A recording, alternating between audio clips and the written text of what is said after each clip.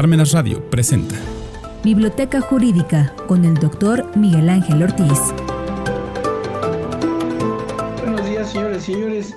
Sean ustedes bienvenidos a Desde la Biblioteca de Miguel Ángel Ortiz Cabrera. Estamos en parmenasradio.org.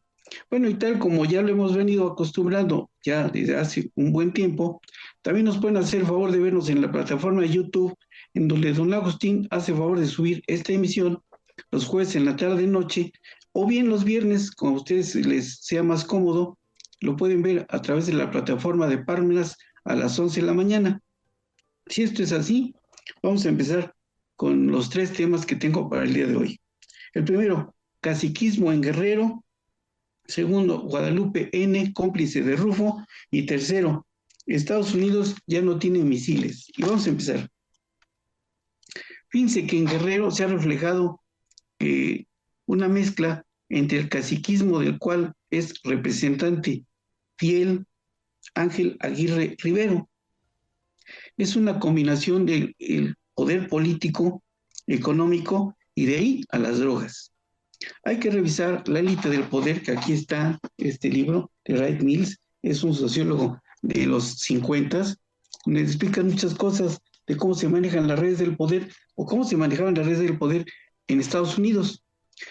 La versión mexicana la tenemos a través de este libro de Esteban David Rodríguez, que se llama Derecho de Sangre. Aquí está.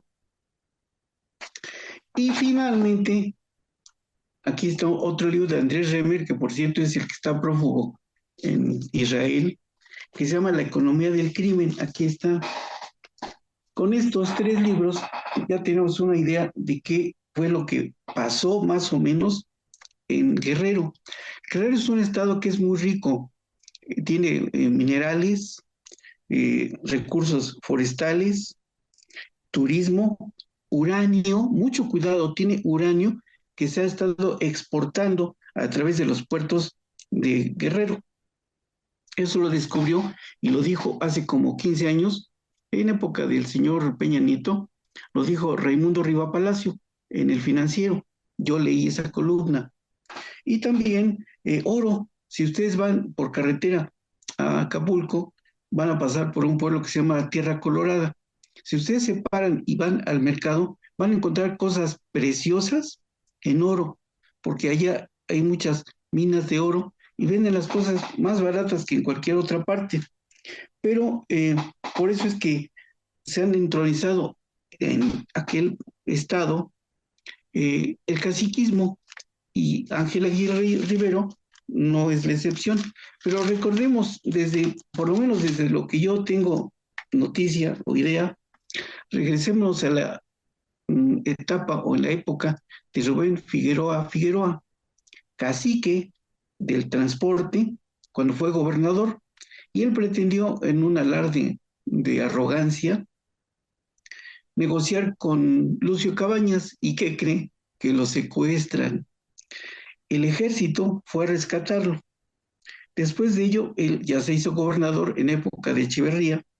Después, ya en el tiempo de Ernesto Zedillo Ponce de León, el hijo, Rubén Figueroa Alcocer, llegó a la gobernatura. Igual, siguió siendo el cacique de la época o de las ciudades o del estado de Guerrero. Y en esa época, por el problema de Aguas Blancas, que se supo lo que había acontecido por un video que publicó el señor Ricardo Rocha, de grata memoria, gracias a eso se descubrió lo que había pasado, la matanza de Aguas Blancas. Y con eso, Ernesto Zedillo ordenó la desaparición de los poderes y que el señor Rubén Figueroa Alcocer dejara el gobierno y llegara ahí como gobernador interino el señor Ángel Eladio Aguirre Rivero.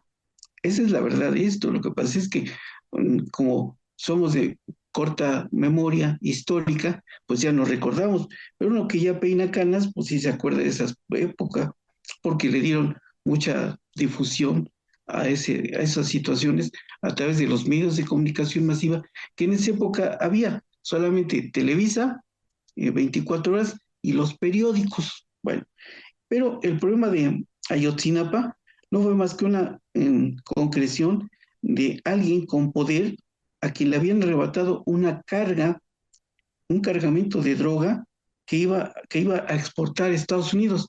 Iban los muchachos de Ayotzinapa, pretendían llegar a través de tomar unos camiones para ir a protestar el 2 de octubre de esa época, de hace 12 años, pero habían secuestrado no 4 camiones, 5. Pero en el quinto iba droga que se iba a exportar a Estados Unidos, que ni ellos sabían que llevaban esa droga. Entonces le informaron al capo, que era un capo que en el libro de Anabel Hernández dice aquí en la página 3, 324 y 325, pero no dice el nombre. Entonces ese capo se le hizo fácil ordenar que recuperaran la droga porque eran $2 millones y eso le dolía bastante. Entonces tenían que recuperar el cargamento a como diera lugar y así lo hicieron. Pero el problema se suscitó porque estaba en su nómina el ejército, la Policía Federal, estatal y municipal. Entonces, después de que detuvieran a los muchachos, ¿qué fue lo que hicieron? Esa ya es una conclusión personal.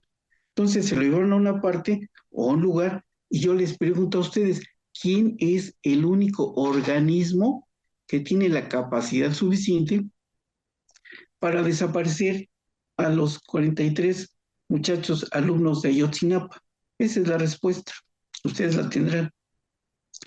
Si esto fue así, hoy por la mañana, cuando estaba preparando ya el programa, me enteré, vi un reportaje de los periodistas de este señor Álvaro Delgado, en donde dijo que el problema se suscita porque el sobrino del señor Ángel Aguirre estaba, más bien sabía de lo que había pasado. Y entonces el tío, al parecer, no tengo ningún elemento de juicio, para cubrir al sobrino, ordenó que se destruyeran el contenido de esos videos. Ahora, ¿quién fue la que reveló eso? La ex magistrada presidente del Tribunal Superior de Justicia del hombre Lambertina N. Yo te gusto conocer a esta magistrada porque hace alrededor de 15 años fue alumna mía en Iguala, en el Instituto Internacional de Derecho y del Estado. Entonces, ella, a la hora en que se vio detenida, aprovechó el criterio de oportunidad que está considerado en nuestro código, ya nuestro Código Nacional de Procedimientos Penales, y dijo eso. Y eso ahora, según el dicho de ella y de la subprocuradora que también fue detenida, y que ambas coincidieron en que el gobernador ordenó la destrucción de los videos, aduciendo que tenían fallas técnicas, pero eso no se había revelado antes. Por eso se libró la orden de aprehensión contra el señor Ángel Aguirre Rivero. Entonces, vamos a esperar ahora qué es lo que acontece, porque hay muchos cabos sueltos. No dudo en que en algún momento libren la orden de aprehensión ahora contra el sobrino y contra muchos más, porque esto es una cadena de mando. Entonces, ya se va a ir descubriendo poco a poco, porque el señor Ángel Aguirre, como era cacique, pues no le va a gustar estar ahí en Almoloya. Tengo versión de un alumno que estuvo allá que dice que es una situación infrahumana. Entonces, si el señor Ángel Aguirre, que era todopoderoso y de momento ir a visitar o a estar en Almoloya, pues no creo que sea muy de su agrado. Por eso, presumo que en algún momento va a aflojar la lengua y va a decir lo que estaba pasando. Y quizá, no creo que el sobrino, si es que él tuvo algo que ver, se encuentre todavía en el país. Yo presumo que ya debe haber levado anclas. Pero bueno, vamos a esperar, no adelantemos vísperas, esperemos a ver qué es lo que declara el señor Ángel Aguirre para ver si coincide con el dicho de las dos testigos protegidos, la señora Lambertina y la subprocuradora, que no recuerdo cuál es el nombre. Y entonces, insisto, el problema está en que si ustedes pueden tener tiempo para leer el libro, aquí está este libro, y vean lo que establece en la página 324 y 325 la señora Anabel Hernández, que está bien documentado el libro, no suena a especulación como los últimos libros de ella, está muy bien hecho, yo lo leí hace un buen tiempo cuando salió y me pareció interesante. Por eso estimo que es conveniente la lectura de las páginas 324 y 325 de ese libro. Y lo pueden ir, está en el mercado el libro. Y ahora con la detención del señor Ángel Aguirre, pues va a ganar más notoriedad y mayor venta este libro. Aquí está para que lo vean y lo compren. Sí lo hay, aquí está, lo hay en el mercado. No es algo que sea difícil de encontrar. Ahora, si esto es así, eh, veremos a quiénes vinculan al proceso. Presumo que ya se le debe haber resuelto su situación jurídica al señor Ángel Aguirre. Ya le decretaron su prisión preventiva justificada, pero ahora tiene que decretarle la vinculación al proceso y él va a tener que ver si él comenta algo de lo que pasó. Por eso es importante también leer este otro libro del doctor Alfonso Quiroz Cuarón, sus mejores casos de criminología, y les voy a decir por qué. Cuando leí este libro me pareció muy importante lo que el doctor Quiroz Cuarón comentaba aquí en la página 129. Él dice, es que cada falsificador, en este caso no es falsificador, sino el delincuente, tiene su modus operandi y en general los delincuentes no crean, sino imitan y repiten. Esto quiere decir que ya se había hecho antes y como les había funcionado, pues lo volvieron a hacer exactamente igual. El delincuente ni le agrega ni le quita, porque piensa que si le aumenta o le quita, lo van a descubrir. Entonces, fue una situación repetitiva. Claro, en este caso, como son más de tres, fue una situación retail permanente y hay jerarquía, ¿qué creen? Hay delincuencia organizada. Entonces, esta desaparición forzada debe agregarse a la delincuencia organizada y por eso hay que leer también el libro de don Sergio García Ramírez que está aquí. Este libro es magnífico, salió hace un buen tiempo, en el 97, aquí está. Léanlo y van a ver cómo van a entender perfectamente bien cómo, repito, si fueron más de tres, fue una situación reiterada y permanente y hay jerarquía, y tan hay jerarquía que era del gobernador para abajo. Entonces, hay delincuencia organizada. Y como los alumnos son 43, pues es una desaparición forzada. A ver qué aduce él en su defensa, porque no nada más es que el Ministerio Público acuse. Hay que ver qué argumentos tiene la defensa para tratar de desvirtuar la acusación que ya debe haber formulado el Ministerio Público. Pero aquí está. Léalo y van a ver cómo van a encontrar algunos resultados positivos.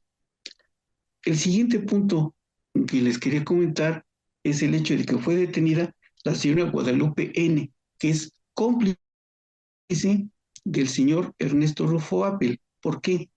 Fíjense que esta señora tenía por finalidad la de entrevistarse con los agentes aduanales para hacerles ver, o a través de alguna pequeña compensación económica, que autorizaran que era menos la cantidad que importaban de combustible cuando era mayor y que era alguna cosa con la que estaba permitida como el aceite, pero no era aceite, era más cantidad y era gasolina, es el huachicol fiscal.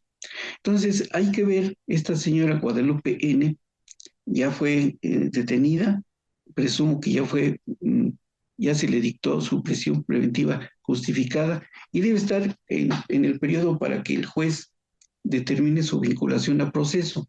Si esto es así, a ver qué dice ella también en defensa de sus intereses. Claro, lo mismo, como ella es miembro activo de esa cadena de mando en la que se encontraba el señor Rufo, que es un delito de comisión por omisión, aquí hay que ver quién es el autor material, el autor intelectual, material, cómplice y encubridor. Y entonces eso lo podemos encontrar en la página 370 del libro magnífico del doctor 370 y 371, aquí está, querido amigo y maestro, el doctor Carlos Daza Gómez, que va a estar ahí en el cielo porque falleció como consecuencia del COVID. y yo le vivo y le viviré eternamente agradecido porque me ayudó mucho para hacer la defensa de mi tesis en la Universidad Nacional Autónoma de México. Y entonces fue miembro de mi sínodo y era miembro también del comité de tesis. Entonces, y el libro, aquí está. Este no está dedicado porque el que está, no, sí está, aquí está, miren, lo dedicó en el 99, sí, y yo defendí la tesis en el 2001. Yo pensé que no, porque también tengo el otro de su misma autoría, que lo tengo en la casa de ustedes, que también está dedicado. Entonces, eh, insisto, esto es algo muy, muy interesante. Yo les sugiero que si quieren tener un libro bueno, sencillo, de derecho penal, pueden conseguir aquí está, Teoría del Delito, del doctor Carlos Daza Gómez. Era Carlos Juan Manuel Daza Gómez. Si esto es así, también les quería comentar lo siguiente, respecto de la señora Guadalupe N., el señor Rufo, hay que ver lo que establece el libro de Raúl González Salas Campos en la página 62 y 68 de este magnífico libro, Delitos Fiscales, porque aquí está el fraude desde el punto de vista del derecho penal y desde el punto de vista del penal fiscal. Aquí está, porque ella es sencillamente uno más en esa cadena del delito, del iter criminis. Y aquí está en la página 68 el delito de defraudación fiscal previsto en el artículo 108 del Código Fiscal. Aquí está. El libro es magnífico, es estupendo. Es uno de mis caballitos de batalla cuando imparto esa materia en la Universidad Autónoma de Tlaxcala, a donde la imparto desde 1994. Y bueno, el siguiente punto que les quería comentar es el hecho de que, se me había olvidado respecto de esto, que también está aquí el contrabando calificado y está en la página 176. Para que no nos quede claro, aquí está, miren. Y bueno, si pasamos al siguiente punto de lo que tengo para el día de hoy, fíjense que vi un artículo, un reportaje hay un columnista, un reportero mexicano que está en Canadá, que publica una columna y un canal que tiene un programa que se llama The Mexican Family. Aquí lo importante de esto es que él ha estado pendiente de lo que está pasando en el estrecho de Hormuz, porque Irán acusa a Estados Unidos y Estados Unidos dice que ya no hay problema. La verdad de todo, según el dicho del señor, no recuerdo su nombre, pero está en The Mexican Family, TMF, y él dice que el problema mayúsculo es que a Estados Unidos ya se le acabó el parque, ya no tiene misiles, y si es, porque además los misiles Patriot que estuvo lanzando son carísimos, cuestan alrededor de $1 millón cada uno, y que él, al estar jugando a la guerra, el señor Trump, ¿qué creen? Se le acabó el parque, y para volver a ordenar y fabricar otros Patriot, se van a llevar no una semana, un muy buen tiempo. Y con la crisis económica que está empezando a atravesar Estados Unidos, presumo que la guerra de allá, del estrecho de Hormuz, está por llegar a su fin. No por falta de ganas del señor Trump, sino por falta de parque. Y bueno, ya el señor, más bien el gobierno iraní ya empezó a hackear las plantas que abastecen de agua en Estados Unidos y les generó un problema gigante en 7 estados de la Unión Americana. Entonces, agréguele, si ya no tienen parque para seguir atacando a Arabia y sin la carencia de los cartuchos o los misiles suficientes y la crisis que le está generando ya en Estados Unidos, pues va a tener mucho que pensar el señor Trump para las elecciones intermedias que son en el 2027. Y además, no dudo que vaya a haber una pequeña o una devaluación en Estados Unidos. Mucho cuidado con eso, porque esto que ahora le está pasando allá en el Estrecho de Hormuz no le pasó a Estados Unidos en la Segunda Guerra Mundial, ni en la Guerra de Corea, ni en la Guerra de Vietnam. O sea, siempre tuvieron parque suficiente para atacar y ahora les está faltando eso. Y eso es un costo muy elevado lo que tienen que gastar en el parque. Y si ya no lo tienen, tienen que volverlo a fabricar. Y eso, como dije hace un momento, no es en una semana. Les va a llevar un buen tiempo volver a elaborar o a fabricar esos misiles. Y si ya no tienen con qué atacar, imagínense el problema en el que está. Si esto es así, ya no quiero agregar ninguna otra cosa más, excepto darles las gracias por el favor de su atención y suplicarles que tengan la bondad de ponerle like o me gusta, de tal manera que don Agustín pueda tener la cuantificación de las personas que nos hacen el favor de seguirnos semana a semana. Si es así, muchas gracias, buenos días, buenas tardes, buen provecho, hasta la próxima. Radio presentó Biblioteca Jurídica con el doctor Miguel Ángel Ortiz.